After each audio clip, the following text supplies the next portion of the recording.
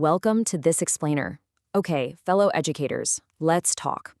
As a veteran teacher myself, I know firsthand that our classrooms are just beautifully vibrant places of learning. But let's be totally real for a second, they can also be incredibly overstimulating, right? Especially for our neurodivergent learners. So today, we're diving into a fantastic framework to completely transform how we support these kids. Because look, we have all had that student who just hits their absolute sensory limit. The lights are glaring, the noise is echoing, the social demands are just too much. So instead of crossing our fingers and expecting them to somehow figure out how to calm down on their own, we really need to step back and ask ourselves, how can we systematically teach them the actual skills to self-regulate? Well, here is our roadmap for today's explainer. We're going to quickly cover rethinking classroom calm down, the Mindful Regulation Center, designing the physical space, tools for somatic quieting, resolving conflicts peacefully, and finally, the teacher as a coach. Okay, moving right into section 1, rethinking classroom calm down. This is all about moving from punishment to self-directed regulation. Look at the stark contrast here. On one hand, you've got the old, isolating timeout corner that, honestly, you and I probably grew up with. It's punitive, it forces compliance, it's just not great. But a modern peace center, that is a total game changer. It actually empowers students to recognize their own stress and restore their emotional balance independently. It's this massive mindset shift from just behavioral correction to building real emotional intelligence. All right, section 2, the Mindful Regulation Center. We're going to look at 3 core pillars of a neurodiversity affirming space. So, how do we actually build this? We are essentially blending 3 highly effective, evidence-based practices.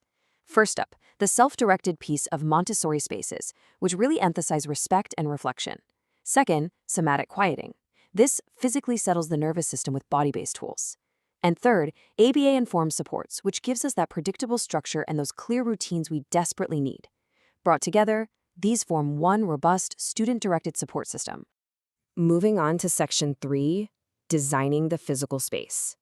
How to create a safe, contained environment. When you are actually building this space in your room, I want you to think soft and soothing. You want to provide some comfortable seating, a small couch, some bean bags or floor cushions on a soft rug. Add comfort items like plush animals or weighted blankets to give them that deep pressure input. And definitely include sensory supports, noise-reducing headphones, fidgets, along with regulation tools like somatic cards and small timers.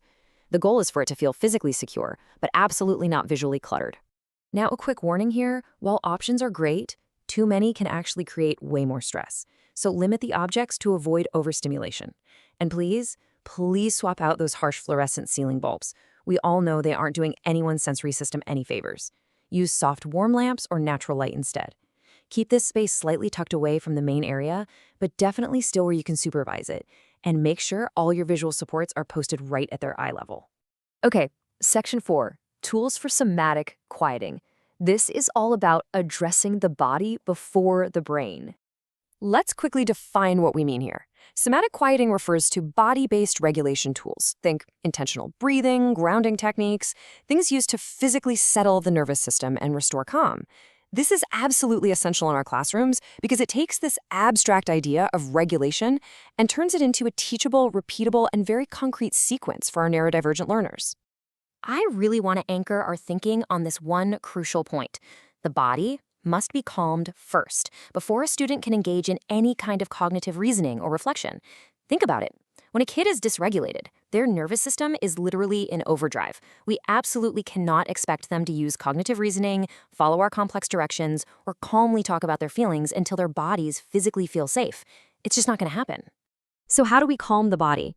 A great example is 5-finger breathing. By using super literal language on a simple visual card, we guide the student to trace their own hand. So they breathe in going up a finger and breathe out going down, and they repeat that 5 times. It brilliantly ties their breath to a physical movement, which is just incredibly grounding and super easy for them to remember. Another wonderful strategy you can put on a visual card is the turtle shell. For this one, we guide them to cross their arms over their chest, apply some gentle, deep pressure, and take 5 slow breaths. It helps them focus on noticing their own heartbeat and feeling their muscles relaxing. It's essentially a quick, self-administered hug that gives them immediate sensory feedback. And you can definitely expand your somatic cards to include some other great options too. Belly breathing with a plush toy on their stomach gives them wonderful visual feedback as they literally watch the toy rise and fall. The 5-4-3-2-1 technique is an amazing sensory grounding method, finding 5 things they see, 4 they feel, and so on to reconnect them to the present moment. Or even just simple physical resets like pressing their feet firmly into the floor or rolling their shoulders 3 times. Honestly, these are practical tools that we teachers could probably use during 6th period too. Am I right? Up next is Section 5, Resolving Conflicts Peacefully. Let's look at the Montessori-inspired peace table. Because beyond just individual regulation, we can absolutely use the center to handle peer disagreements without immediately resorting to disciplinary referrals. Taking a page from Montessori peace tables, we introduce a physical peace object. This could be a talking stone or a talking stick, and it creates this firm but very safe boundary. Only the person holding the object is allowed to speak. It completely eliminates kids shouting over one another and guarantees everyone actually gets heard. And right along with that object, we post this exact conflict script at eye level. It says, I feel blank. When blank happened, I need blank. What can we do? By providing this clear structure, we significantly lower their cognitive load during a really stressful moment. It gives them a highly predictable way to communicate empathy and work together to find a solution. Let's head into Section 6, the teacher as coach, guiding independent self-regulation. Listen, this entire system only works if we change our own posture. We have to shift from being the disciplinarian to being a supportive coach. We need to actively teach this specific ABI-informed flowchart. Notice the progression here. The student notices a signal, uses a break card, goes to the calming space for a timed break, completes one regulation strategy, and then returns to task with a transition cue.